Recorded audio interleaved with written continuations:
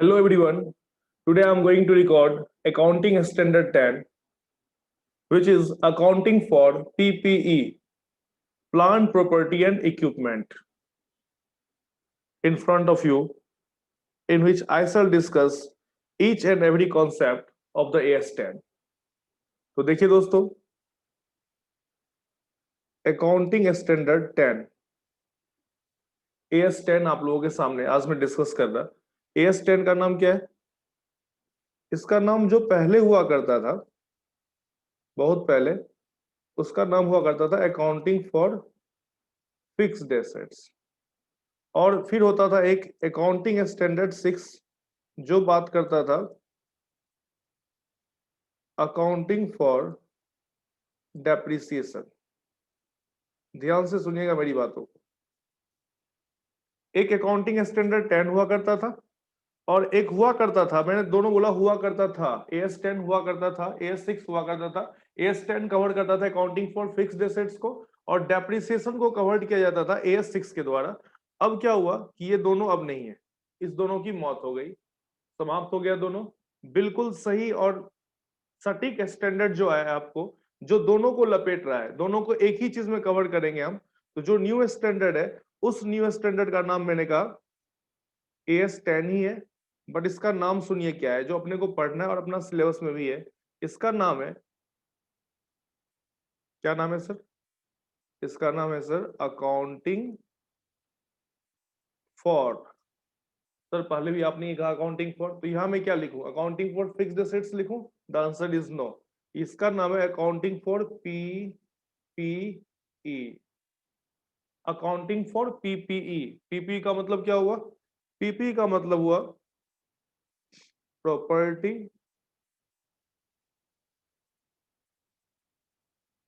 Plant and equipment. This is the standard जो अपने को पढ़ना है। इसी में कवर्ड हो जाएगा अपना डेप्रिसिएशन भी। डेप्रिसिएशन के लिए अब कोई अलग से अकाउंटिंग स्टैंडर्ड नहीं है, सुन लीजिए ध्यान से। तो इसमें ही आपको पढ़ना है सब कुछ। चलिए तो शुरू करते हैं AS10। सबसे पहले मैं बात करूं आपसे, तो सर हमें बताओ, सबसे पहले हमें बताओ, डेफिनेशन बताओ हमें, डेफिनेशन ऑफ PPE कि सर ये PPE क्या होते हैं, PPE का मतलब क्या होता है। तो देखिए, डेफिनेशन ऑफ PPE को समझने के लिए आपको दो बातें ध्यान रखनी है। Point number A, point number A बोलता है कि PPE आर एसेट्स। क्या मजे की बात है, ये तो होना ही था। PPE आर एसेट्स, एसेट्स तो है ही है। आगे सुनिए, हेल्ड फॉर सेल। मैं बताऊं held for sale? The answer is wrong. यदि हेल्ड फॉर सेल होता, यदि हम बेच देते हैं, तब तो फिर इन्वेंट्री हो गया। हेल्ड फॉर सेल कोई सा भी आपके पास एसेट्स है ऑर्डिनरी कोर्स ऑफ बिजनेस में, उसे हम क्या बोलते हैं? Inventory, and that is covered bye AS2। MCQ आने वाला है दोस्त, तो थोड़ा सा ध्यान रखिए और बिल्कुल सटीक तरीके से पढ़िए। PPE are assets held for, तो इसका हम सेल नहीं करेंगे, क्या करेंगे इसका? इसको हम सर यूज करेंगे। तो यहां देखिए, held for use in, held for use in production और सप्लाई ऑफ गुड्स और सर्विसेज। मेरे पास जो PPE है उसका मैं यूज करूंगा प्रोडक्शन करने में या सप्लाई ऑफ गुड्स और सर्विसेज करने में। सर एग्जांपल दीजिए, मान के चलिए मेरे पास एक ट्रक है, ट्रक का यूज करता हूं मैं सप्लाई ऑफ गुड्स के लिए। होता है ना, ये नहीं होता है? सप्लाई ऑफ गुड्स के लिए मैं ट्रक का यूज करता हूं। मान के चलिए मेरे पास एक वीडियो कैमरा है, वीडियो कैमरा है मेरे पास। इससे क्या करता हूं मैं? इससे मैं शूट करता हूं, सर्विस दे रहा हूं मैं। प्रोफेशनल वीडियोग्राफी का कोर्स कर रखा है मैंने, तो सर्विस दे रहा हूं मैं। ये जो ट्रक है मेरे लिए, ये ट्रक मेरे लिए क्या हो गया? PPE हो गया। ये वीडियो कैमरा जिससे आप शूटिंग करते हो, ये आपके लिए क्या हो गया बताओ? ये आपके लिए PPE हो गया। तो पहला पॉइंट तो ये हो गया कि PPE आपके लिए एसेट्स हैं और उसका इस्तेमाल करते हो आप प्रोडक्शन और सप्लाई ऑफ गुड्स या फिर सर्विसेज में। ठीक है सर, और इसका यूज है, और क्या यूज है इसका, तो देखिए दूसरा यूज क्या है, दूसरा इसका यूज है use in rental, use in rental to others. मैंने कहा कि मेरे पास जो एसेट्स है ये दूसरे को मैं किराए पे देता हूं। जैसे मेरे पास एक कार है, कार में क्या करता हूं, कार में टूरिस्ट लोगों को दे रहा हूं किराए पे, रेंटल पे। वाह वेरी गुड, मेरा टूर एंड ट्रेवल का बिजनेस है। तो फिर ये कार मेरे लिए क्या हो गया, मेरे लिए कार हो गया पीपीई। मेरी बात आ रही है समझ में आप लोगों को, मेरी बात आप लोगों को समझ में आ रही होगी? Yes sir. एक तो हम उसका इस्तेमाल कर रहे हैं प्रोडक्शन और सप्लाई ऑफ गुड्स और सर्विसेज में, दूसरा उसका इस्तेमाल कर रहे हैं हम use in rental to others. और क्या यूज है सर, एक और यूज है इसका, एक और यूज है, ध्यान से सुनिए मेरी बातों को। थर्ड यूज इसका ये है कि हम इसको यूज करते हैं use for administrative purposes, use for administrative purpose. Sir क्या मतलब हुआ, एडमिन पर्पस में कैसे यूज करते हो? मैंने कहा मेरे पास बच्चे लैपटॉप है, इस लैपटॉप पे ना, अभी लैपटॉप है मेरे पास ये टैबलेट है, ठीक है। यदि मैं लैपटॉप और टैबलेट से आप लोगों को पढ़ा रहा हूं तब तो सर ये कवर्ड हो गया यहाँ पे सप्लाई ऑफ गुड्स और सर्विसेज में। बट मैंने कहा नहीं, मेरे पास टैबलेट छोड़ो, मेरे पास जो लैपटॉप है, इस लैपटॉप पे क्या कर रहा हूं मैं, इस पे मैंने सीसीटीवी कैमरा इंस्टॉल कर रखा है। और सीसीटीवी कैमरा से मैं क्या कर रहा हूं, मैं ना यहां से सिक्योरिटी पर्पस के लिए मैंने पूरे ऑफिस में लगा रखे हैं, एडमिन पर्पस के लिए मैं इसका यूज कर रहा हूं। मेरे पास प्रिंटर है, प्रिंटर पे क्या करता हूं मैं प्रिंटर पे रिपोर्टिंग तैयार करता हूं, रिपोर्ट बनाता हूं मैं प्रिंटर पे। इस प्रिंटर का जो यूज कर रहा हूं मैं, ये किस बात के लिए कर रहा हूं मैं, इसका सर आप यूज कर रहे हो एडमिन पर्पस के लिए, इसका होना जरूरी है। ओके, तो चलिए, तो मुझे बताइए जल्दी फटाफट, एमसीक्यू की तैयारी करिए sir. PPE are assets, PPE जो एसेट्स हैं इसका कहां कहां यूज हो रहा है, तो यूज हो रहा है सर प्रोडक्शन और सप्लाई ऑफ गुड्स और सर्विसेज में।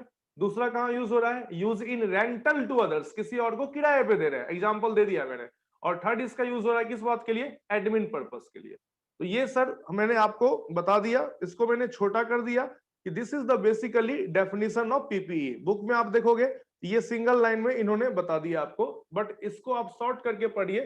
तो पहला पॉइंट हो गया, सबसे पहला पॉइंट ये था कि PPE are assets held for, तो इन चीजों में आप यूज कर रहे हो। उसके बाद क्या पॉइंट है सर, उसके बाद आपको एक पॉइंट और आपको देखना है कि ये तो हो गया, एक कंडीशन सेटिस्फाई हो गया, एंड एक कंडीशन और सेटिस्फाई करना आपको, बी कंडीशन बोलता है कि are expected to be used, expected to be used during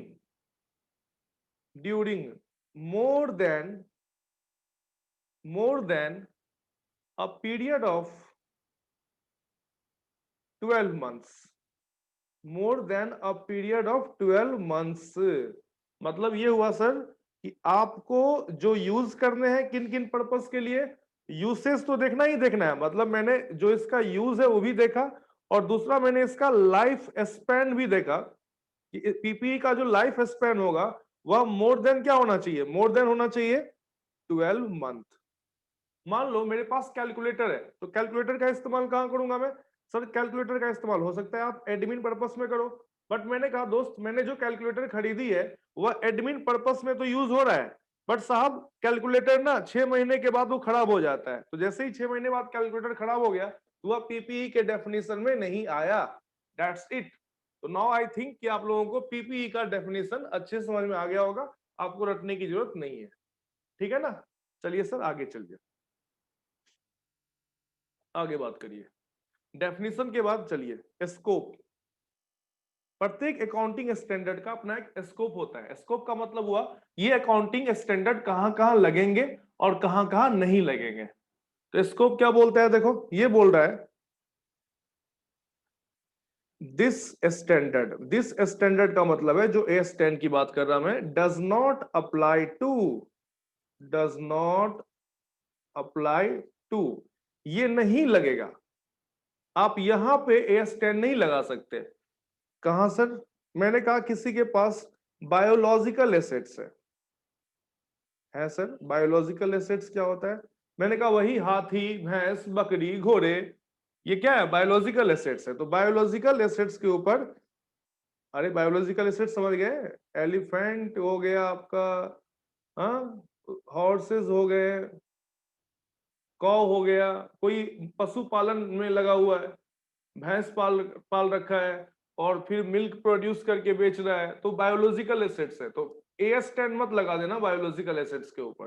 तो सर कौन से AS लगेंगे? तो कोई सा AS नहीं है, गाइडेंस नोट है। आप फाइनल में आओगे तो बायोलॉजिकल एसेट्स के लिए इंड AS पढ़ते हो आप, तो अकाउंटिंग स्टैंडर्ड बायोलॉजिकल एसेट्स का नहीं है।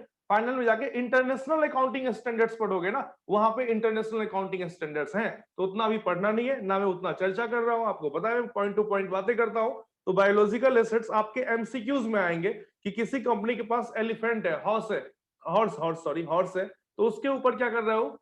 उसके ऊपर वो लगा रहा है, क्या लगा रहा है? AS10। तो आप बोलोगे contention of the company is wrong, ऐसा नहीं कर सकते आप, इस पे AS10 लगेगा ही नहीं। दूसरा देखो, दूसरा पॉइंट क्या है? दूसरा पॉइंट है wasting assets. Wasting assets sir like मैंने कहा माइंस। माइंस समझते हो आप? गैंग ऑफ वासुपुर आपने देखा होगा, माइंस होते हैं ना, जहां से आप कोयला निकालते हो, सोना निकालते हो, चांदी निकालते हो, जहां पे क्या बोलते हैं उसको? माइंस मतलब एक्सट्रैक्शन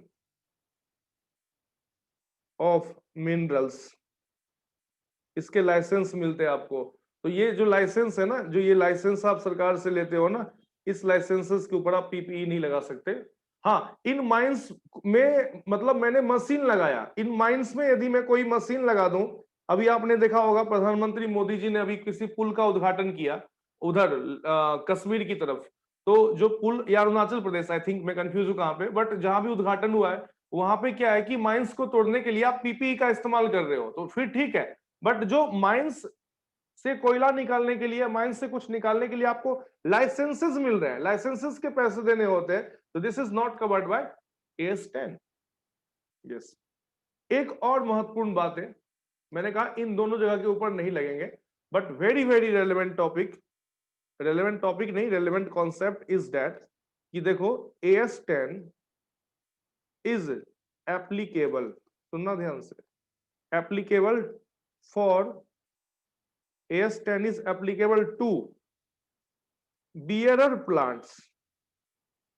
ये बच्चे गलती मत करना, AS10 is applicable to bearer plants। Sir bearer plants क्या होते हैं?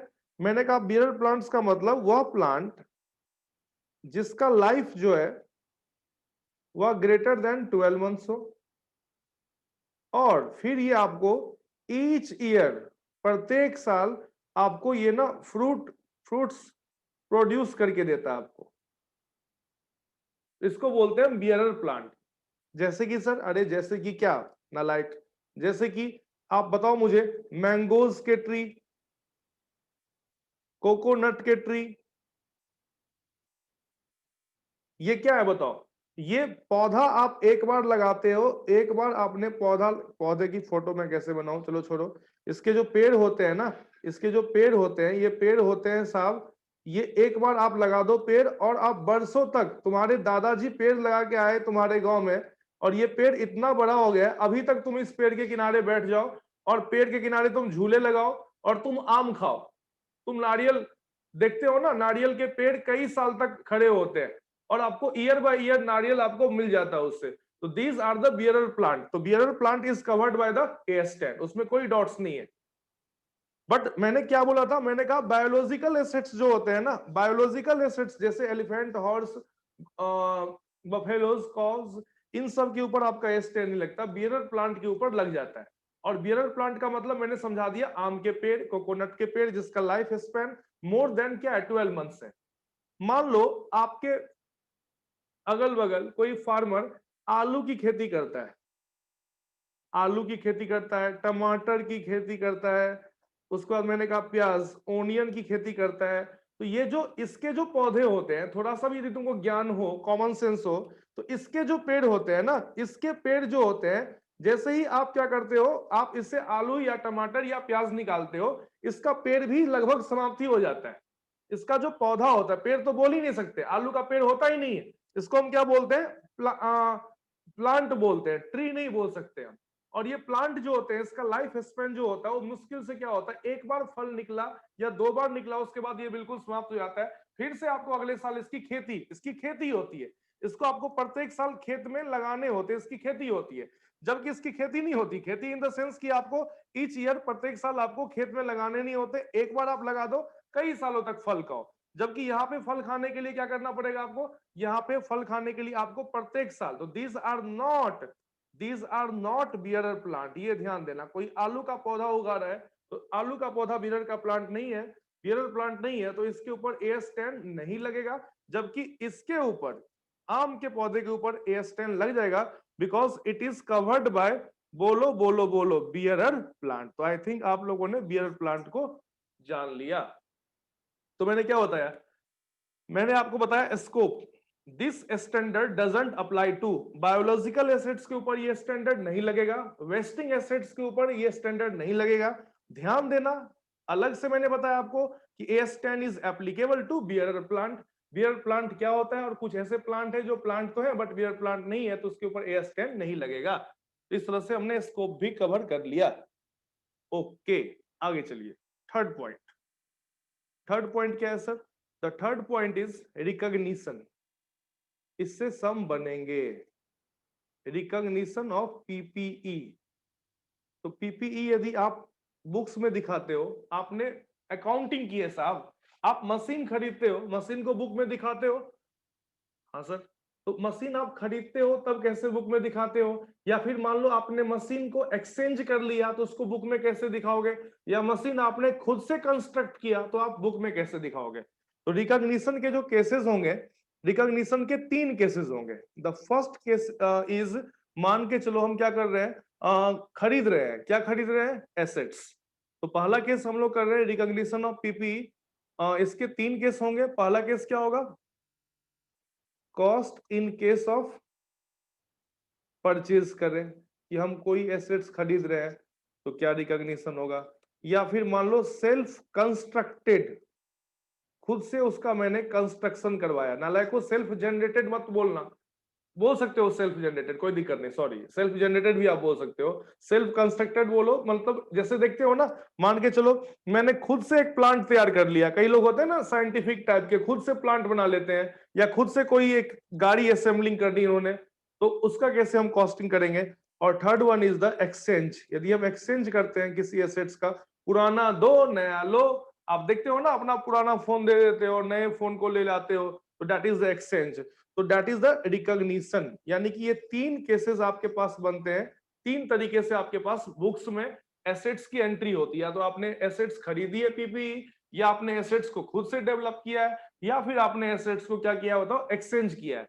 बट रिकॉग्निशन करने से पहले, चाहे ये वाला केस हो, चाहे ये वाला केस हो, चाहे ये वाला केस हो, आप बुक्स में तभी PPE को रिकॉग्नाइज करोगे। तो आप देखो ये 3 केस तो पढ़ोगे, बस इस 3 केस में आपको क्या ध्यान रखना है, आपको यह ध्यान रखना है कि PPE, plant property and equipment, can be recognised. नहीं सर, ये क्या मतलब हुआ, PPE is recognised in books of accounts. बहुत बढ़िया सर, इसकी हम एंट्री पास करते हैं, assets account debit to cash account, only if following 2 conditions are satisfied. कभी भी अपने बुक में आप PPE को तभी रिकॉग्नाइज करोगे, उसकी एंट्री तभी आप पास करोगे जब 2 कंडीशन सेटिस्फाई होना चाहिए। क्या है सर कंडीशन, तो पहला कंडीशन ये है साहब कि PPE के आने से जीवन में क्या आ गया, बाहर आ गया है सर।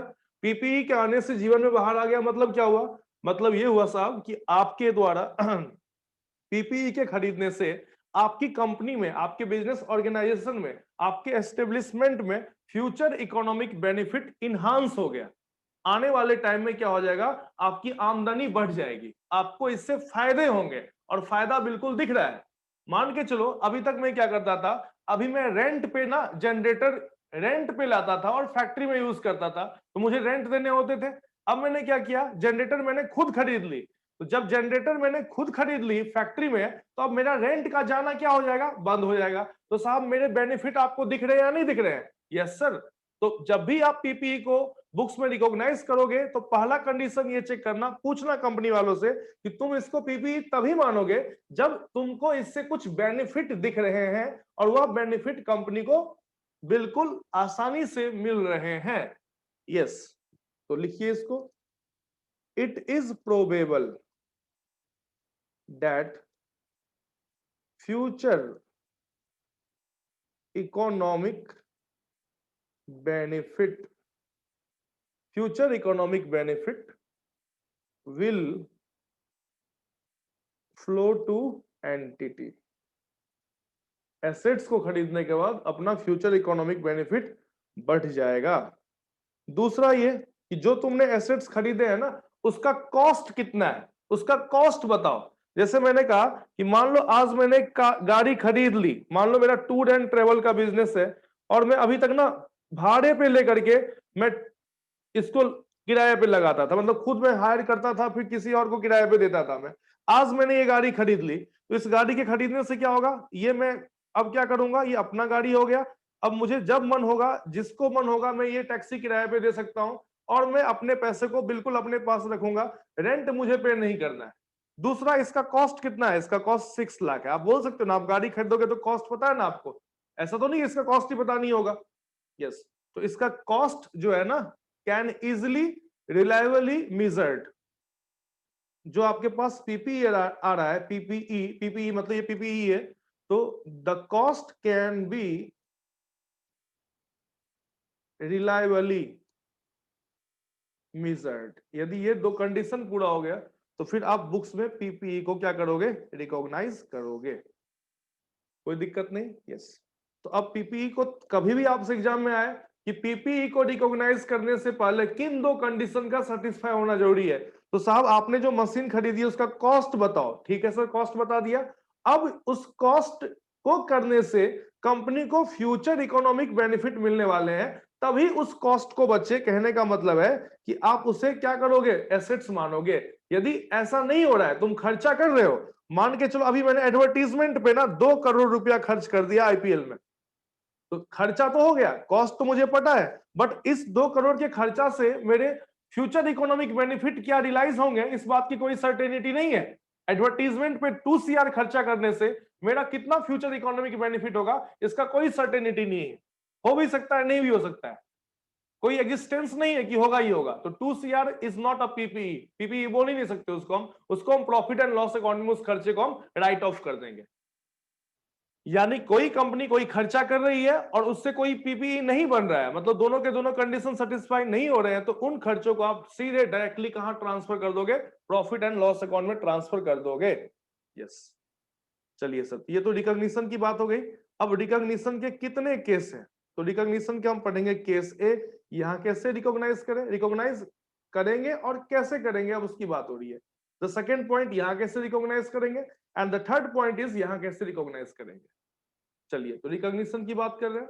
यस, तो रिकॉग्निशन में अब बात आ रही है केस ए। यहां से भी आपके प्रैक्टिकल क्वेश्चंस बन सकते हैं। यस, क्या बनेगा सर, यहां पे आएगा cost of PPE in case of purchase, cost of PPE in case of purchase. हमने क्या किया है, खरीदा है, तो बिल्कुल आसान है साहब। यदि आपने खरीदा है तो इसका कॉस्ट कैसे निकालोगे, तो सारे बच्चे यहां देखो, कॉस्ट कैसे निकालोगे। आपने आज एसेट्स खरीदा, उसका कॉस्ट बिल्कुल सिंपल है। सबसे पहले हम क्या ले लेंगे, सबसे पहले हम ले लेंगे purchase price. Okay sir, purchase price में मान लो कोई मुझे रिबेट मिल गया, रिबेट बोलो या कोई ट्रेड डिस्काउंट बोलो, तो साहब ये डिस्काउंट जो आपको मिल गया उसे आप क्या कर दोगे बताओ, उसे हम सर कर देंगे माइनस। ओके, उसके बाद मुझे बताओ कोई और खर्चा, expenses which is incurred, जो हम करते हैं एसेट्स को लोकेशन तक लाने के लिए, to bring the assets to its working condition, कि ये बिल्कुल काम करना शुरू कर दे, काम करना शुरू कर दे, तब तक जो भी खर्चे हो रहे हैं उन खर्चे को आप कैपिटलाइज करते हो या आप बचपन से पढ़ते आ रहे हो। लोकेशन तक लाओ, फिर उसको वर्किंग कंडीशन तक। मान लो आप टेलीविजन आपके घर में इंस्टॉलेशन होता है, तो टीवी इंस्टॉल करने में भी आप देखते हो ना, ठोक पटक करते हो, पहली बार खरीद के लाते हो तो इसको इंस्टॉल करते हो, तो सारा खर्चा क्या होगा, कैपिटलाइज। जब तक आप उसको इंस्टॉल नहीं करोगे आप उसको चला नहीं सकते। जीएसटी, जीएसटी हो या कोई भी ड्यूटी या फिर टैक्सेस हो साहब, जो आप परचेज पे दे रहे हो, यदि ये बताओ रिफंडेबल है, मतलब सरकार आपको इसका रिफंड कर देती है, या आप इसका क्रेडिट ले लेते हो, आईटीसी ले लेते हो, तो फिर इस खर्चे को हम नहीं लेंगे, इस खर्चे को हम रिकॉग्नाइज नहीं करेंगे। कोई भी टैक्सेस जिसका आप सरकार से आने वाले टाइम में क्रेडिट ले लेते हो, तो फिर डबल बेनिफिट आप नहीं लोगे। और ये देखो नई बात आ गई है आजकल AS10 में, जो पहले नहीं थी। सारे बच्चे इसको स्वागत करिए। इसका नाम क्या है? इसका नाम है प्रेजेंट वैल्यू ऑफ। सुनना ध्यान से, ये प्रेजेंट वैल्यू आ गया, फिर से फाइनेंशियल मैनेजमेंट की बात आ गई। Present value of dismantling, present value of dismantling बोलो या फिर बोलो डीकमीशन, डीकमीशनिंग बोलो, डीकमीशनिंग कॉस्ट बोलते हैं इसको, या इसका एक और नाम है site restoration cost, site restoration cost. क्या मतलब हुआ सर? ध्यान से सुनिए, ध्यान से सुनिए मेरी बातों को। Present value of dismantling, decommissioning या फिर साइट रीस्टोरेशन कॉस्ट। सर इसका मतलब बताओ। मैं इसका मतलब बता रहा हूं, पहले आप लिखो तब मतलब बताऊंगा मैं। पहले आप लिखो, ये सारे आप लोगे, सबका टोटल लोगे, ये टोटल जो है आपका, this is the total cost of PPE to be recognised in books of accounts. Sir हमें सर इसका मतलब बताओ सर, जल्दी से इसका मतलब बताओ क्या होता है ये। देखो इसका मतलब क्या हुआ, इसका मतलब हुआ, देखो मान के चलो, मैंने कहा यहां ना मेट्रो का काम चल रहा है, मैंने कहा आपको यहाँ पे मेट्रो का काम चल रहा है, ये सड़क है, बिल्कुल ये सही सड़क है। अब क्या हुआ कि मेट्रो का काम होते होते क्या हुआ कि यहाँ पे ना बड़े बड़े मशीन बिठाए गए, जो मशीन अंदर तक बिल्कुल मिट्टी को तोड़ रहे हैं, और बिल्कुल अंदर ही अंदर ये क्या तैयार कर रहे हैं, टनल बना रहे हैं ये। तो जब मशीन मैंने यहाँ पे लगा दिया मिट्टी के अंदर, तो ये मिट्टी के अंदर सारे मिट्टी को निकाल निकाल के काम चल रहा है यहाँ पे। 4 साल काम चलेगा यहाँ पे, 4 ईयर ये काम चलेगा। और ये मशीन को मैंने यहाँ इंस्टॉल कर दिया। 4 साल के बाद मैं मशीन को यहां से रिमूव करूंगा, करूंगा या नहीं करूंगा? जब काम पूरा हो जाएगा तो मुझे इस मशीन को यहां से रिमूव करना होगा। तो जब मैं मशीन को रिमूव करूंगा ना, उसके बाद क्या करना है मुझे, ये जो मिट्टी जो खाली है ना, इन मिट्टी को मुझे क्या करना है, फिर से वैसा ही बना देना है, ताकि यहाँ पे कोई एक्सट्रैक्शन हुआ ही नहीं था, यहाँ पे कुछ काम हुआ ही नहीं था, मुझे ऐसे हालात बनाने पड़ेंगे। मतलब ये कि जब मैं कहीं प्लांट प्रॉपर्टी एंड इक्विपमेंट को मैं क्या करता हूं, इंस्टॉल करता हूं, तो वहां का जो अगल बगल का माहौल है, वहां का मिट्टी क्या हो जाता है, खराब हो जाता है। वहां दीवारें तोड़नी होती है, काफी कूड़ा करकट हो जाता है, माहौल बिल्कुल डिस्टरबेंस सा हो जाता है, और काम चलते रहता है। फिर जब काम कंप्लीट हो जाता है, तो ये जो प्रॉब्लम आई है, इस प्रॉब्लम को आपको हटाना है, ये हटाना है प्रॉब्लम को, प्रॉब्लम हट रही है, ये हट रही है प्रॉब्लम, इन प्रॉब्लम को आपको हटाने हैं। ये पहले जैसा माहौल हो गया। तो इस पे जो खर्चा होगा, मतलब रिस्टोरेशन पे, मिट्टी से निकाल के मिट्टी को बिल्कुल वैसा ही कर देना है, मान लो यहां काम ही नहीं हुआ था, इस रिस्टोरेशन पे जो खर्चा होगा, आप लोगों ने आपके घर के बगल में शायद आपने देखा होगा, मेट्रो जब स्टार्ट करती है काम, तो वहां कितना मतलब काम चलता है, मिट्टी निकाली जाती है, काम चलते रहते हैं, सड़कें वहां पे बिल्कुल खोद दिए जाते हैं। बट जब काम कंप्लीट हो जाता है, तो बिल्कुल वहां पे ठीक जो कंपनीज होती है, कॉन्ट्रैक्टर्स, वह ऐसे माहौल बना देती है कि यहाँ काम हुआ ही नहीं है, आपको पता भी नहीं चलता है। जैसे अभी आप सड़क होके जाओगे और नीचे मेट्रो जा रही है, आपको पता भी नहीं चलेगा, बट एक टाइम पे वहां काफी मेहनत करनी पड़ रही होगी। तो ये ऐसे नहीं होता, इस पे खर्चे होते हैं। तो ये जो खर्चा होता है उसकी प्रेजेंट वैल्यू, मतलब ये खर्चा कब होगा, ये खर्चा अभी नहीं होगा, अभी तो मैं इंस्टॉल कर रहा हूं। ये खर्चा कब होगा? 5 साल के बाद। तो 5 साल के बाद जो खर्चा होगा उसकी प्रेजेंट वैल्यू आपको यहां पे लानी पड़ेगी और उसको ऐड करना होगा। सर हमें सर एग्जांपल दो, सर हमें समझ में नहीं आ रहा, आप मुझे एग्जांपल दो इसके। तो चलिए एक एग्जांपल करते हैं, लीजिए एग्जांपल करते हैं जल्दी से फटाफट। आपको समझ में नहीं आ रहा तो एग्जांपल करें। एग्जांपल क्या है सर? लिखें जल्दी से एग्जांपल। XYZ प्राइवेट लिमिटेड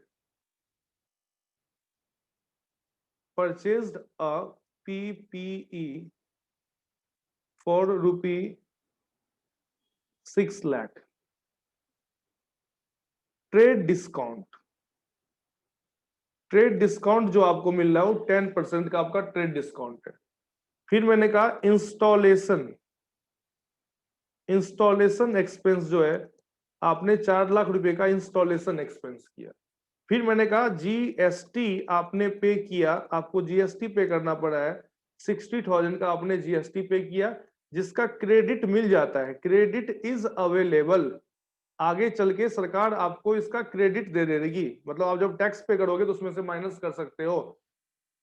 और फिर कहा मैंने कॉस्ट ऑफ रिमूवल, इस पीपीई को जब मैं हटाऊंगा यहां से 5 साल के बाद, तो उसको हटाने पे cost of removal is ₹40,000 after 5 year. 5 साल के बाद मुझे इसको हटाने हैं। Cost of removal is ₹40,000 after 5 year.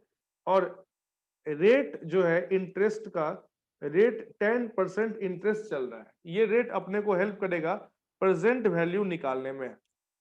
ठीक, तो मैंने कहा रिकॉग्नाइज करिए कॉस्ट ऑफ पीपीई, पीपीई का कॉस्ट कितना होगा रिकॉग्नाइज करिए जल्दी से, जल्दी से आप इसको रिकॉग्नाइज करें, पीपीई का कॉस्ट कितना होगा। ठीक है सर, तो आपने अभी बताया हमें, क्या बताया था आपने? आपने बताया कि साहब सबसे पहले आप ले लो परचेज प्राइस, ले लो परचेज प्राइस। कितने का है परचेज प्राइस? 6 लाख साहब, 6 लाख रुपए का आपका परचेज प्राइस है। इसमें से आप क्या लेस कर दो, इसमें से आप लेस कर दो ट्रेड डिस्काउंट। ट्रेड डिस्काउंट कितना दिया मैंने? ट्रेड डिस्काउंट आपने सर दिए 10%, तो 60,000 का आपका ट्रेड डिस्काउंट चला गया इसमें से। अब ये कितना आ गया? ये आ गया साहब 5,40,000। फिर मैंने कहा इंस्टॉलेशन करवाने पे हुए खर्चे, इंस्टॉलेशन एक्सपेंसेस हुए। इंस्टॉलेशन एक्सपेंस कितने हुए? इंस्टॉलेशन एक्सपेंस हुए साहब ₹4 लाख। 4 लाख रुपए का आपका इंस्टॉलेशन एक्सपेंस है।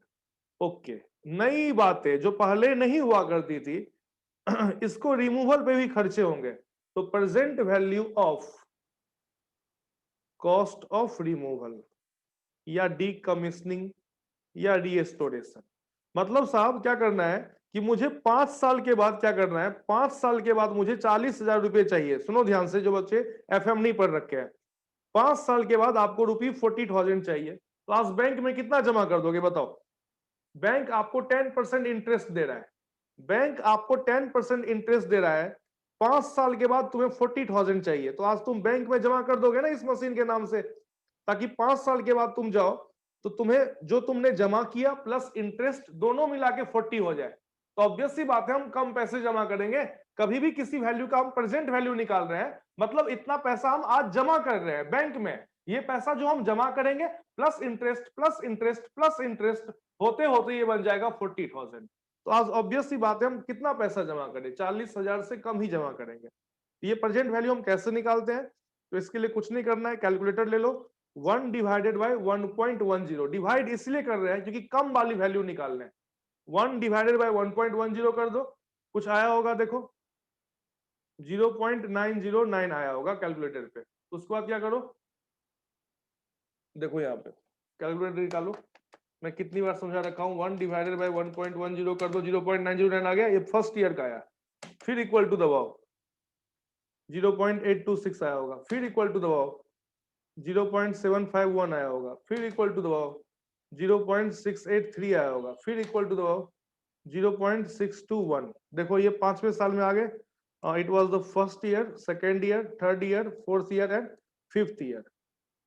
मतलब ये कि 5 साल के बाद, इसका मतलब क्या हुआ, आज मैं यदि बैंक में 0.621 जमा कर दूंगा तो ये बैंक जो इंटरेस्ट देगी 5 साल तक इसी पैसे पे, ये बन जाएगा 1 रुपया। Simple as that.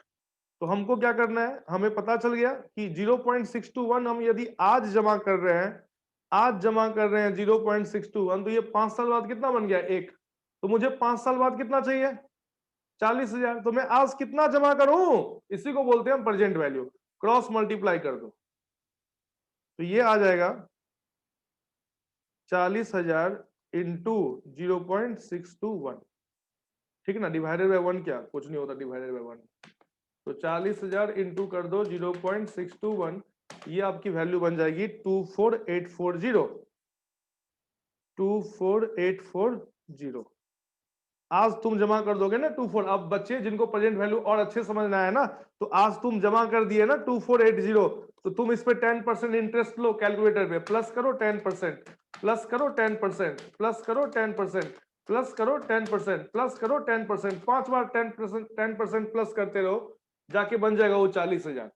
24840 प्लस कर दो 10% समझाने के लिए, प्लस 10%, प्लस 10%, प्लस 10%, प्लस 10% कर दो नालायको, देखो 40,000 बन जाएगा ये। तो आज मुझे कितना जमा करना है, आज मुझे ये पैसा जमा करना है।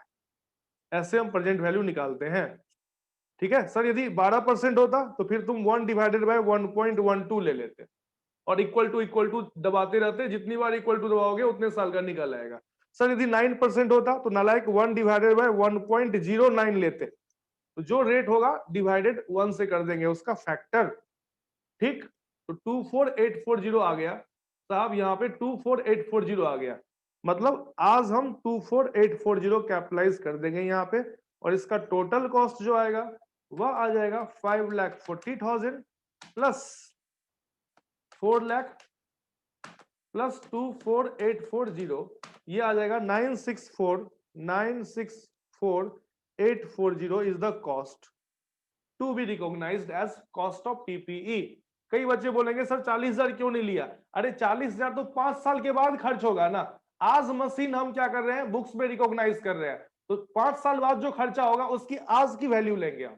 40,000 आज नहीं खर्चा होगा, 40,000 5 साल के बाद खर्चा होगा, तो उस खर्चा को हम आज ही रिकॉग्नाइज कर रहे हैं। That's why it is known as the present value of cost of removal. Done, yes. चलिए जिन बच्चों को देखना है स्क्रीनशॉट ले लें या लिख लें, जैसे भी करना है। ओके, तो यहां डन है अपना। चलिए तो एक बार आप देख लो कि आप कौन कौन से खर्चे को कैपिटलाइज करते हो। Expenses which can be capitalised. Expenses which can be capitalised का मतलब, इसका मतलब हुआ added to cost of assets, added to cost of assets at the time of purchase. At the time of purchase, जब हम assets खरीद रहे हैं उस समय इन खर्चों को आप कॉस्ट में ऐड कर सकते हो। इसी को बोलते हैं एक्सपेंसेस विच इज नेसेसरी। मैंने अभी एक लाइन लिखवाया ना, expenses which is necessary to bring the assets, bring the PPE to its working condition। PPE को इसके वर्किंग कंडीशन में लाने के लिए आपको ये खर्चे करने जरूरी हैं। तो ना मैं इसका ऐसे एग्जांपल लिखवा रहा हूं, तो आप कंफ्यूज ना होना। ये देखो ध्यान से दो, जैसे cost of site preparation, cost of site preparation. आप कोई बड़ा सा मशीन आप इंस्टॉल करोगे ना, तो वहां पे साइट पे ना आपको थोड़ा सा दीवार लगाना होता है, थोड़ा सा लोहा लगाना होता है, थोड़ा सा प्लांट को सपोर्ट करने के लिए स्टील लगाए जाते हैं। तो that is the cost of site preparation. Assembling cost, आप असेंबलिंग समझते हो ना, असेंबलिंग नहीं करोगे तो मशीन अपना रूप लेगा ही नहीं, क्योंकि आजकल जो बड़ी बड़ी मशीन होते हैं ना उसके छोटे छोटे टुकड़े मिलते हैं। अरे फॉर एग्जांपल तुम्हारे घर में जो बेड होते हैं ना, देखते हो ना बेड के टुकड़े होते हैं और उनको इंस्टॉल करके कंप्लीट सा बेड सोफा बना दिया जाता है, तो that is the assembling cost. But ये कब कैपिटलाइज होगा, जब फर्स्ट टाइम तुम इंस्टॉल कर रहे हो तब के कैपिटलाइजेशन की बात हो रही है। ठीक, उसके बाद बोरोइंग कॉस्ट।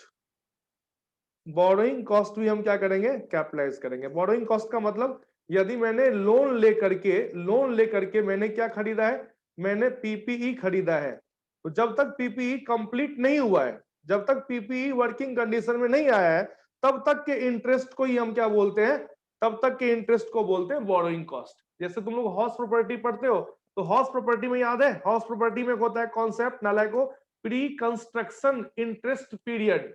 हाउस प्रॉपर्टी में कॉन्सेप्ट होता है प्री कंस्ट्रक्शन इंटरेस्ट।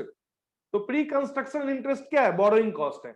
मतलब वह इंटरेस्ट जो पीपीई के वर्किंग कंडीशन में आने तक पे कर रहे हैं, और पीपीई तब तक बन के तैयार नहीं हुआ है, तो ये इंटरेस्ट जो होता है, इस इंटरेस्ट को बोलते हैं बोरोइंग कॉस्ट। इस इंटरेस्ट को भी हम क्या करते हैं, कॉस्ट ऑफ एसेट्स में ऐड कर देते हैं। ठीक है, expenses other than above, expenses other than above, expenses other than above, like अब तुमको क्या करेगा एग्जामिनर, आपको बोल देगा कि सैलरी दे रहे हैं स्टाफ को, ऑफिस में बैठा हुआ है ना, हम क्या कर रहे हैं, एडवर्टीजमेंट कर रहे हैं। तो मान लो कोई एडवर्टीजमेंट का खर्चा है, तो साहब एडवर्टीजमेंट के खर्चे का क्या मतलब है, एडवर्टीजमेंट एक्सपेंसेस, प्रोमोशनल एक्सपेंसेस, बताओ इन सब का कोई मतलब है, पीपीई के इंस्टॉलेशन से कोई मतलब नहीं है sir. Office and admin expense, office and administrative expenses are transfer to PNL. इसे आप पीएनएल में ट्रांसफर करो यार, इसको आप कहां ट्रांसफर करो, पीएनएल। ये कभी भी कॉस्ट ऑफ एसेट्स का हिस्सा नहीं होगा, दैट्स इट। तो अभी हमने क्या किया, अभी हमने ये किया साहब कि हमारे पास कोई भी पीपीई जब हम खरीद के ला रहे हैं तो उसका परचेज प्राइस लेना ही लेना है, ठीक है ना। और वर्किंग कंडीशन में लाने के जो खर्चे हैं, ये जो मैंने खर्चे दिए हैं, ये देख पा रहे हो, ये जो खर्चे दिए मैंने, ये खर्चे जो है ना, ये खर्चे आप क्या करते हो, कॉस्ट में ही ऐड करते हो, कोई दिक्कत नहीं। बाकी जो दूसरा खर्चा है, ये सब खर्चा एडवर्टीजमेंट एक्सपेंस, ये सब आप कॉस्ट में ऐड नहीं करोगे, ये पीएनएल में ट्रांसफर हो जाता है। चलिए अगला कॉन्सेप्ट, रिकॉग्निशन पढ़ रहे हैं। रिकॉग्निशन में पहला पार्ट हमने पढ़ लिया है। पहला पार्ट हमने रिकॉग्निशन में ये पढ़ा कि हम परचेज करते हैं तो कॉस्ट कैसे रिकॉग्नाइज करते हैं। दूसरा पार्ट क्या है, ये बहुत इंपॉर्टेंट है, एक्सचेंज, एक्सचेंज ऑफ पीपीई। यदि हम पीपीई को एक्सचेंज कर रहे हैं, एक्सचेंज कर रहे हैं पीपीई को, अच्छा चलो एक काम करो, एक्सचेंज रहने दो, अभी एक्सचेंज बाद में करते हैं। दूसरा पार्ट कर लेते हैं, self construction, self constructed assets. Assets हम खुद से इंस्टॉल कर रहे हैं, ठीक है। तो इसके बारे में लिखो, the cost of self constructed assets, अरे एसेट्स का मतलब पीपीई, ठीक ना, are recognised in same way as cost of purchase assets. ठीक, जैसे परचेज एसेट्स क्या होता है, जो आप खरीद के लाते हो तो परचेज प्राइस लेते हो, यहां खरीद के नहीं ला रहे हो, यहां क्या कर रहे हो आप, यहां पे आप खुद बनवा रहे हो। तो खुद बनवा रहे हो साहब, तो मान के चलो मटेरियल स्टील ले लो, मटेरियल आ गया, खर्चा आ जाएगा। कोई लेबर हो गया जो असेंबलिंग कर रहा है, तो उसका खर्चा ले लो। फिर आप इस पे क्या ऐड कर दो, इसमें आप ऐड कर दो बोरोइंग कॉस्ट, ठीक ना। और कोई सा भी खर्चा, एक्सपेंस जो जरूरी है इसको वर्किंग कंडीशन में लाने के लिए, इन सब को ऐड कर दो। और फिर प्रेजेंट वैल्यू ऑफ रिमूवल, की मान के चलो बाद में इस एसेट्स को तुम यहां से हटाओगे, जहां इंस्टॉल कर रहे हो, तो वो भी ले लोगे। तो ये सेम ही है जैसा अभी आपने कैलकुलेट किया था, इसलिए मैंने कहा इसको कर लो।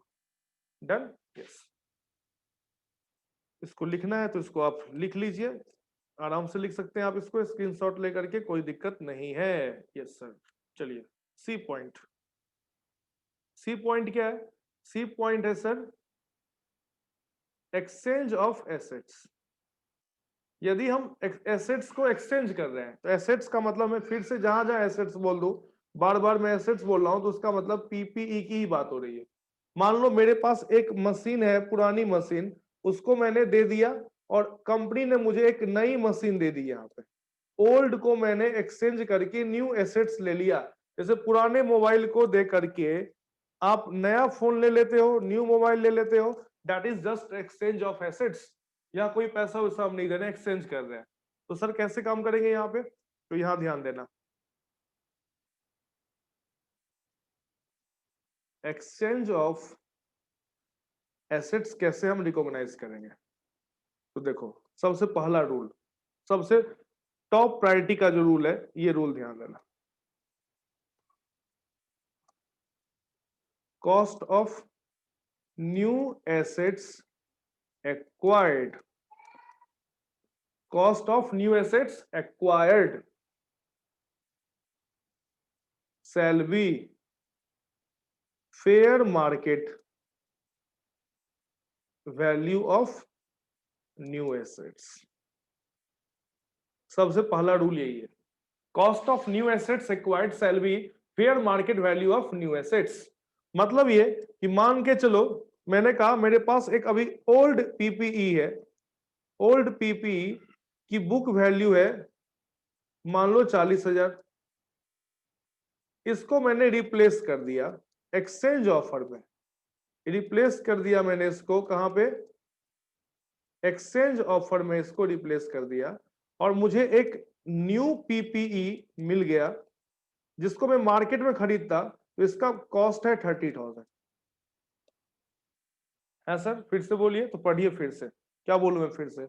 मैंने कहा पुरानी मशीन जिसकी बुक वैल्यू कितने की है, 40,000 की है, इसे मैंने रिप्लेस कर दिया, एक्सचेंज कर दिया मैंने एक्सचेंज ऑफर में, और मुझे न्यू पीपीई कितने की मिल रही है, 30,000 की।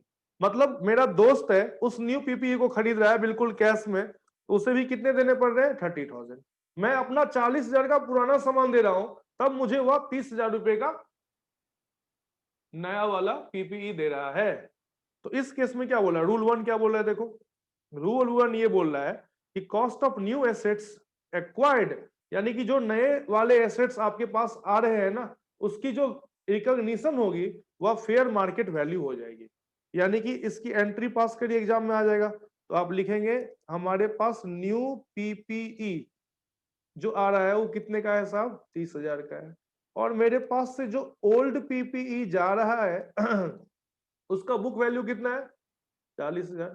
तो ऑब्वियस सी बात है लॉस ऑन एक्सचेंज, जो पीएल में ट्रांसफर हो जाएगा, 10,000 रुपया अपना क्या हो जाएगा, लॉस ऑन एक्सचेंज हो जाएगा। दैट्स इट, कोई दिक्कत नहीं है। ओके, जो एसेट्स आ रहा है, जो एसेट्स आप एक्वायर कर रहे हैं उसकी फेयर मार्केट वैल्यू देखो, बस उसी को देखो, वही प्रभु है, वही भगवान है, उसको उसकी ज्यादा इज्जत है। और जो एसेट्स आप दे रहे हो उसका बुक वैल्यू तो आपको पता ही है, बुक वैल्यू मतलब आपके बैलेंस शीट में एसेट्स कितने का आ रहा है ये तो पता ही है आपको, तो उस पर थोड़ी ना मशक्कत करनी है। मेरे पास जो बैलेंस शीट में वैल्यू है that is the value of the old assets, जो न्यू एसेट्स आ रहा है उसका तो रिकॉग्निशन कर रहे हो। आप क्या पढ़ रहे हो, accounting for the acquisition of PPE, जो पीपीई मैं खरीद रहा हूं ना उसकी वैल्यू की बात हो रही है, तो उसकी वैल्यू हमेशा क्या होगी, फेयर मार्केट वैल्यू। अब बच्चे सवाल बोलते हैं कि सर यदि आप जो एसेट्स ला रहे हो उसकी फेयर मार्केट वैल्यू मान लो अवेलेबल नहीं है। मैंने कहा यार ये तो बड़ा रेयर केस होगा, तो भी सर हो सकता है ना। मैंने कहा हाँ, मान लो कुछ मैं ऐसा एसेट्स ला रहा हूं जिसका फेयर मार्केट वैल्यू मार्केट में अवेलेबल नहीं है। If FMV of new assets is not available, लो तो अब तो मजबूरी है। In that case FMV of new assets, new assets का मतलब फिर से PPE acquired shall be deemed, shall be deemed माना जाएगा साहब, मजबूरी, shall be deemed का मतलब मजबूरी है, माना जाएगा, shall be deemed to book value of assets, यानी कि पीपीई गिवन, जो आप पीपीई दे रहे हो ना, जो आप वापस कर रहे हो ना, उसका बुक वैल्यू ही नए वाले पीपीई का एफएमवी माना जाएगा। सर हमें एग्जांपल दो। मैंने कहा क्या एग्जांपल दूं? मान के चलो मेरे पास एक नई मॉडल की मशीन है और ये मशीन ना मार्केट में कहीं भी नहीं है। ये मान के चलो ये हवाई जहाज है, ये प्लेन है, ये बिल्कुल न्यू मॉडल की, इसका कोई एफएमवी कहीं से नहीं मिला। मैंने इसको बनवाया किसी कंपनी से, और इसको बनवाने के लिए मैंने उस कंपनी को क्या दिया? उस कंपनी को मेरे पास एक ट्रांसफार्मर था, बहुत बड़ा ट्रांसफार्मर था, मान लो उससे 100 फैक्ट्री के बल्ब जलते थे। ये ट्रांसफार्मर मैंने दे दिया, ये सामने वाला मेरे से ये ट्रांसफार्मर उठा के लेके चला गया और मुझे ये फ्लाइट दे दिया उन्होंने।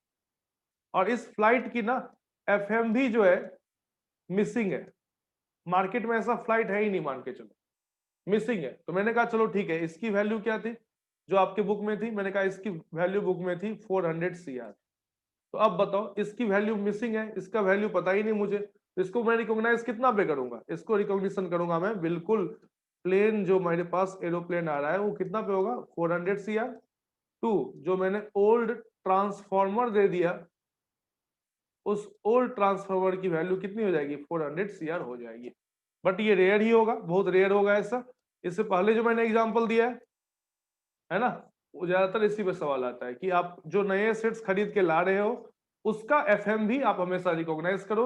यहां में जो नया एसेट्स खरीद के ला रहा था उसका एफएमवी कितना दिया हुआ था? देखो 30,000 दिया हुआ था, तो मैंने अपने नए एसेट्स को कितना पे रिकॉग्नाइज किया? 30 पे। बुक वैल्यू कितना था? 40। तो मेरा ये क्या हो गया? लॉस हो गया। डन? यस।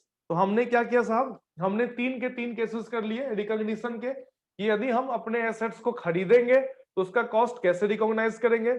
यदि हम क्या करेंगे, नए एसेट्स को खरीदने के बाद क्या करेंगे बताओ? खरीदने के बाद क्या, खरीदने के बजाय नए एसेट्स के बदले में यदि हम क्या कर लेते हैं बताओ? कोई दूसरा एसेट्स एक्सचेंज कर लेते हैं, तो उसका कैसे रिकॉग्निशन करेंगे? या फिर हम एसेट्स को क्या कर रहे हैं बताओ? यदि हम उस एसेट्स को खुद बना रहे हैं तो उसका कॉस्ट क्या होगा? ये मैंने आप लोगों से बात कर ली। चलिए आगे चलिए सर। तो इनिशियल रिकॉग्निशन कैसे करेंगे आप लोगों ने सीख लिया। इनिशियल रिकॉग्निशन के बाद जो अब बात आएगी वह बात आएगी subsequent recognition. Subsequent recognition, subsequent recognition का मतलब क्या होता है सर?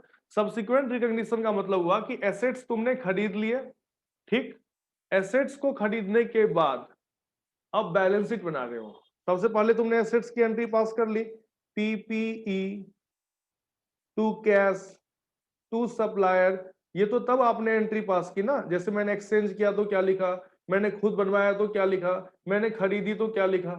ये तो खरीदने के टाइम पे एंट्री हो गई। अब इसको तुम क्या कर रहे हो? बैलेंस शीट में ले जा रहे हो। तो फिर बैलेंस शीट में इसकी रिकॉग्निशन कैसे होगी? उसी को हम बोलते हैं सब्सिक्वेंट रिकॉग्निशन। तो सब्सिक्वेंट रिकॉग्निशन को आप क्या पढ़ोगे? बैलेंस शीट में इसको हम कैसे रिकॉग्नाइज करेंगे, उसी को बोलते हैं हम सब्सिक्वेंट रिकॉग्निशन। आ रही है बात समझ में? यस। चलिए, तो सब्सिक्वेंट रिकॉग्निशन के लिए आप क्या करेंगे? सब्सिक्वेंट रिकॉग्निशन के लिए आप करेंगे हमेशा दो, आपके पास अप्रोच है। आपके पास दो अप्रोच है, पहला है कॉस्ट मॉडल और दूसरा आपके पास रिवैल्यूएशन मॉडल। कौन कौन से मॉडल है? कॉस्ट मॉडल, दूसरा कौन सा है? Revaluation model. चलिए क्या पढ़ रहे हैं हम लोग? हम लोग पढ़ रहे हैं subsequent recognition, subsequent recognition of PPE. इसको आप क्या बोलोगे? इसको आप बोलोगे कि अपने पीपीई को हम बैलेंस शीट में कैसे रिकॉग्नाइज करेंगे। तो चलिए हमारे पास दो ऑप्शन है। An entity will have to choose, will have to choose either cost model or revaluation model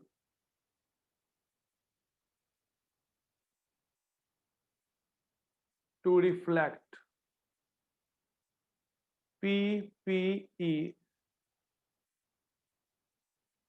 in balance sheet, to reflect PPE in balance sheet। तो देखिए, यदि मान के चलो हम कॉस्ट मॉडल फॉलो कर रहे हैं, कौन सा मॉडल फॉलो कर रहे हैं सर? Cost model. यदि आप कॉस्ट मॉडल फॉलो करोगे तो पीपीई को कैसे दिखाओगे?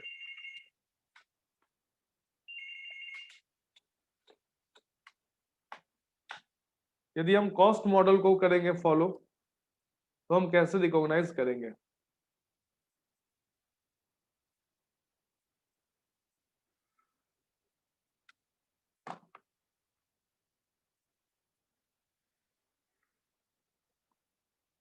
तो सबसे पहले हम क्या करेंगे? सबसे पहले हम लिखेंगे कॉस्ट, कॉस्ट ऑफ, बताइए, पीपीई। आपने कितना में रिकॉग्नाइज किया था? अभी रिकॉग्निशन सीख लिया था आपने। उसके बाद क्या करेंगे हम? इसमें से हम करेंगे लेस। क्या लेस करेंगे सर? इसमें से हम लेस करेंगे एक्यूमुलेटेड डेप्रिसिएशन।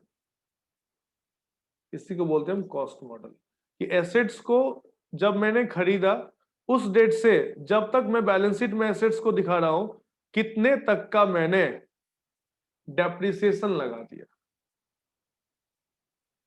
और कई बार क्या होती है कि उस एसेट्स की वैल्यू जितना बुक वैल्यू है ना उससे भी ज्यादा गिर जाती है। क्यों सर? क्योंकि उसका जो यूसेज है ना, उसका यूसेज थोड़ा सा कम हो गया है।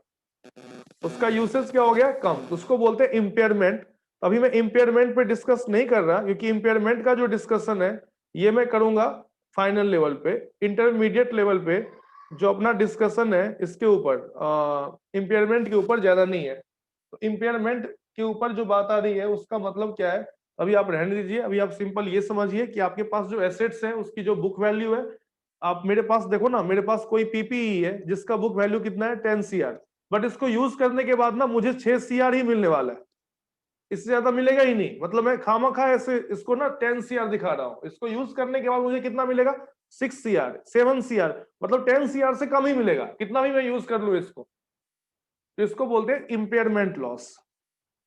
जब उसकी वैल्यू प्रैक्टिकली देखोगे ना तो गिर जाती है, तो इसको बोलते हैं इम्पेयरमेंट लॉस। इम्पेयरमेंट लॉस भी आप क्या कर दो? माइनस कर दो। ये आप दिखा दो, that's it. This is the cost model. अब हम कॉस्ट मॉडल के बाद बात करें तो कॉस्ट मॉडल के आगे जो बातें हो रही है उस मॉडल को हम क्या बोलते हैं? उस मॉडल को हम बोलते हैं रिवैल्यूएशन मॉडल।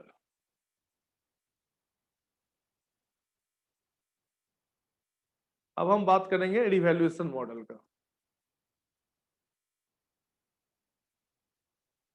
रिवैल्यूएशन मॉडल क्या होगा? तो जब भी रिवैल्यूएशन मॉडल की बात आएगी तो रिवैल्यूएशन मॉडल में हम बात करेंगे जो हमारे पास कॉस्ट है of PPE, cost of PPE अपन ले ही लेंगे। उसके बाद बताओ, उसमें कोई रिवैल्यूएशन गेन हुआ, मतलब उसकी वैल्यू बढ़ गई, रिवैल्यूएशन गेन हुआ कोई, या सर रिवैल्यूएशन लॉस हुआ। उसकी रिवैल्यूएशन हम प्रत्येक साल करते रहते हैं, तो इसको भी हम प्लस या माइनस करेंगे। फिर बाकी वही बातें हैं कि हमारा कितना एक्यूमुलेटेड डेप्रिसिएशन है, अभी तक का कितना डेप है उसको माइनस कर दो। और कोई इम्पेयरमेंट लॉस हुआ है तो उस इम्पेयरमेंट लॉस को आप क्या कर दो? माइनस कर दो। इसी को हम बोलते हैं रिवैल्यूएशन मॉडल।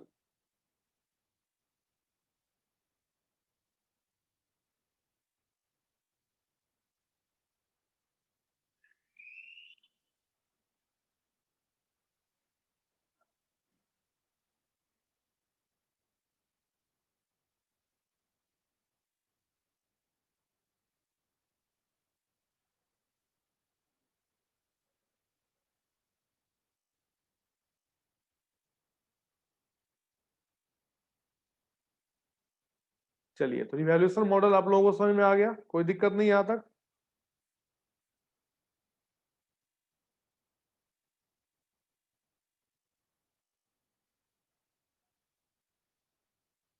चलिए, रिवैल्यूएशन मॉडल के बाद आगे हम बात करते हैं। आगे चलिए, आगे आपको कुछ ध्यान रखना है रिवैल्यूएशन को लेकर के, इसमें तो कोई दिक्कत नहीं है। मैं एग्जांपल दे दूं छोटा सा।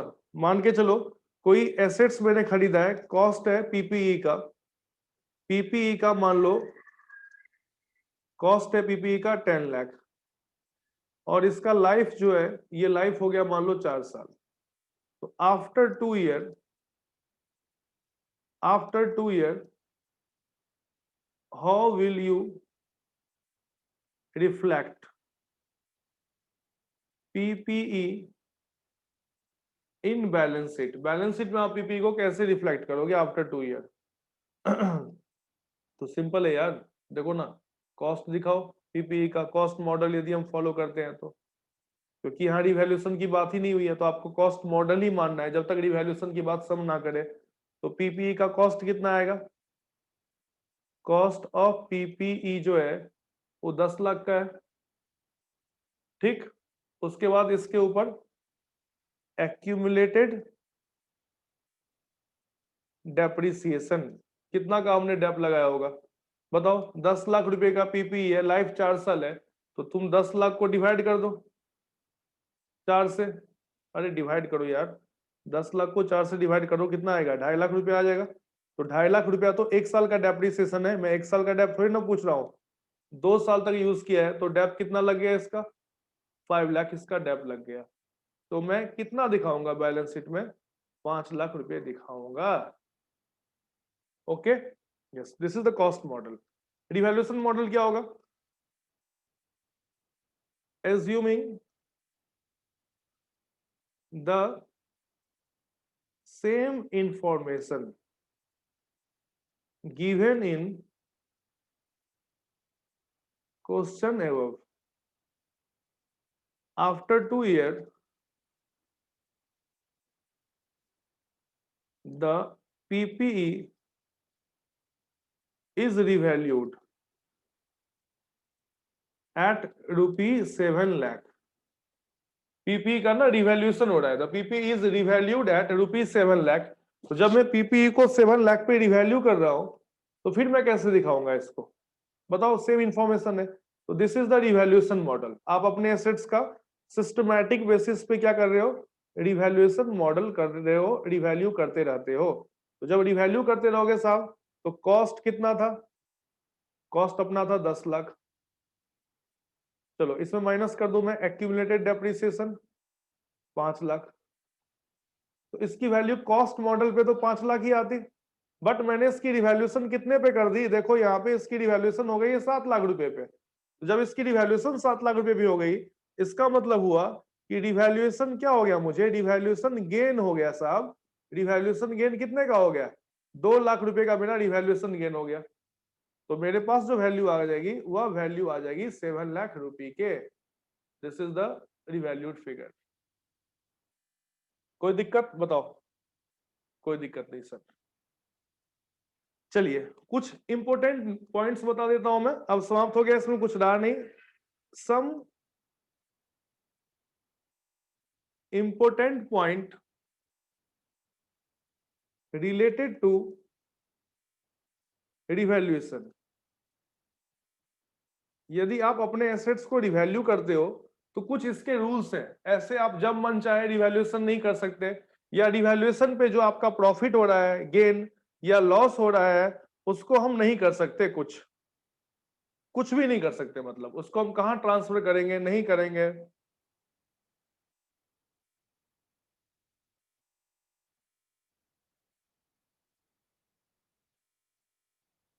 तो चलिए, some important point related to revaluation. आइए, क्या क्या इंपोर्टेंट पॉइंट है सर बताइए। तो जब भी हम रिवैल्यूएशन करते हैं तो हम क्या देखते हैं? हम मार्केट में क्या वैल्यू चल रहा है, इट इज बेस्ड ऑन, यानी कि जो रिवैल्यूएशन है ना, that is based on market information, कि मार्केट में उस एसेट्स की क्या वैल्यू है। यस, एंड डन बाय, कौन रिवैल्यूएशन करता है? तो जो क्वालिफाइड प्रोफेशनल होते हैं, क्वालिफाइड प्रोफेशनल, जिसको हम वैल्यूअर्स बोलते हैं, वैल्यूअर्स। तो ये क्वालिफाइड प्रोफेशनल्स ही करते हैं, कुछ भी कोई भी वैल्यूएशन नहीं कर सकता। इसके डिग्री होते हैं, इसके कोर्सेज होते हैं। आप सीए बन जाओगे, सीए में बन जाओगे, तो आप वैल्यूअर का कोर्स भी कर सकते हो, उन्हीं के द्वारा ये वैल्यूएशन की जाती है। अब देखो यहां से प्रैक्टिकली बात कर रहा मैं, अपवर्ड रिवैल्यूएशन। यदि मान लो मेरे एसेट्स की वैल्यू जो है ना वो बढ़ गया, उसको हम क्या बोलते हैं? Upward revaluation. एसेट्स की वैल्यू बढ़ गई, तो अपवर्ड रिवैल्यूएशन जब भी होगा तो क्या ऐसे हम पीएनएल में ट्रांसफर कर देंगे? The answer is no. ऐसे तो कोई भी अपने एसेट्स की वैल्यू को प्रोफेशनल वैल्यूअर से बढ़ा करके और उसे पीएनएल अकाउंट में ट्रांसफर कर दे, उसे गेन दिखा दे, तो इससे कंपनी के ऑपरेशन से तो गेन नहीं हुआ। मेरे पास एक पीपीई है, मान लो उसकी वैल्यू मैंने बढ़ा दी 2 लाख रुपए से, तो क्या मेरा पीएनएल तो बढ़ गया, बट क्या मैंने ऑपरेशन से कमाया? नहीं, ये तो बस ऐसे ही हो गया वैल्यूएशन के थ्रू। तो ये अपवर्ड रिवैल्यूएशन यानी कि रिवैल्यूएशन गेन जो है, इसे आप रिवैल्यूएशन रिजर्व में ट्रांसफर करोगे, इसे आप पीएनएल में ट्रांसफर नहीं करोगे, ये याद रखना आप। अपवर्ड रिवैल्यूएशन गेन is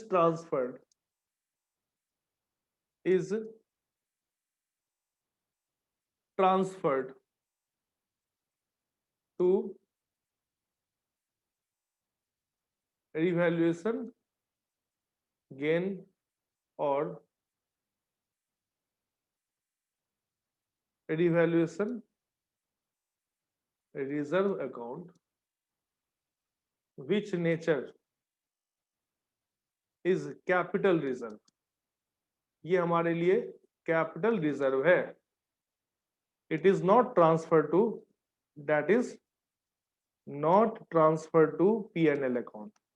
इसे आप पीएनएल अकाउंट में ट्रांसफर नहीं कर सकते हैं, क्योंकि आपने वैल्यू बढ़ा रखी है जस्ट वैल्यूएशन के थ्रू।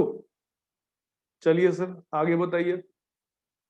नेक्स्ट कॉन्सेप्ट है, दूसरा कॉन्सेप्ट है डाउनवर्ड रिवैल्यूएशन। डाउनवर्ड रिवैल्यूएशन में क्या होगा सर? तो डाउनवर्ड रिवैल्यूएशन जो है, इसमें क्या हुआ है कि एसेट्स की वैल्यू क्या हो गई बताओ? कम हो गई है। जब एसेट्स की वैल्यू डाउनवर्ड हो रही है, कम हो रही है, तो इसके लिए बोला गया है कि आप क्या करेंगे, इसको आप पीएनएल में ट्रांसफर कर सकते हैं, क्योंकि प्रूडेंस बेसिस पे हम काम कर रहे हैं। आपने पढ़ रखा है ना, do not anticipate profit but make provision for all types of foreseeable losses. Clear? तो it is transfer to PNL account, इसे आप पीएनएल में ट्रांसफर कर सकते हैं, कोई दिक्कत नहीं है। तीसरा, revaluation reserve can not be used to declare dividend. कि मैंने पैसे थोड़ी ना कमाए हैं, बोनस, क्योंकि ये कैपिटल रिजर्व है, तो कैपिटल रिजर्व से आप कभी भी डिविडेंड या बोलो बोनस नहीं दे सकते। ठीक है? तो यस, तो इस तरीके से हमने पढ़ लिया रिवैल्यूएशन की बातें, और हमने पीपीई का जो रिकॉग्निशन है, कॉस्ट है, हमने पढ़ लिया। अब जो नेक्स्ट कॉन्सेप्ट है दैट इज द डेप्रिसिएशन। तो डेप्रिसिएशन आपको पता ही है, डेप्रिसिएशन का मतलब क्या होता है? डेप्रिसिएशन का मतलब होता है allocation of cost of PPE over the useful life of assets. आपको पता ही है, आपके पास जो मेथड्स होते हैं, आप कौन कौन से मेथड्स यूज करते हो? स्ट्रेट लाइन मेथड, या कई लोग इसको फिक्स्ड इंस्टॉलमेंट मेथड भी बोलते हैं, या कई लोग इसको ओरिजिनल कॉस्ट मेथड भी बोलते हैं। इसमें जो आप डेप्ट निकालते हो, जो भी आपने कॉस्ट रिकॉग्नाइज किया पीपी का, original cost minus salvage value divided by कितना यूजफुल लाइफ है, उस तरीके से आप निकाल लेते हो। उसके अलावा आप और दूसरा मेथड पढ़ते हो, रिटेन डाउन वैल्यू मेथड।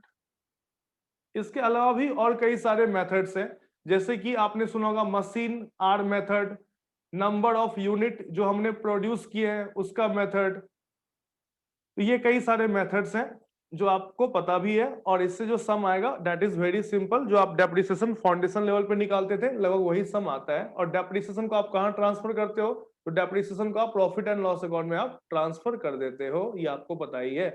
तो मेरे तरफ से accounting standard 10 I have completed. Please इसको बार बार रिवाइज करिए, और इसके जो सम है प्रैक्टिकली जो आपके बुक्स में दे रखे हैं, स्कैनर में दे रखे हैं, उसको प्लीज करिए, आपको काफी हेल्प करेगा और सारे सम बन जाएंगे। खासकर जो प्रेजेंट वैल्यू ऑफ रिमूवल है उसको ध्यान रखिएगा। थैंक यू सो मच, मिलते हैं फिर नेक्स्ट एएस में। नेक्स्ट एएस में जो मेरा टारगेट है, I will teach you as 7, that is the construction contract, that is very interesting, उसके सम्स भी काफी अच्छे बनते हैं। And accounting standard 9, that is the revenue recognition, जो बिल्कुल थियरी है, थियरिटिकली इसका ज्यादा प्रैक्टिकली नहीं आएगा, ये प्रैक्टिकल बनेगा, जो मैं आपको नेक्स्ट पार्ट में डिस्कस कर दूंगा। AS10 was little bit lengthy, तो अगेन आपको बार बार देखना है, आप रिवाइज करिए इसको 1.25 1.5 के स्पीड पे, तो फिर आपका कॉन्सेप्चुअली अच्छा कवरेज होगा। AS2 मैंने करवा दिया है, AS1 का भी वीडियो दे दिया मैंने, तो फिर AS आपका 7 और 9 करने के बाद ये कंप्लीट हो जाएगा। कुछ प्रैक्टिकल फिर आपसे मिलते हैं हम नेक्स्ट क्लास में।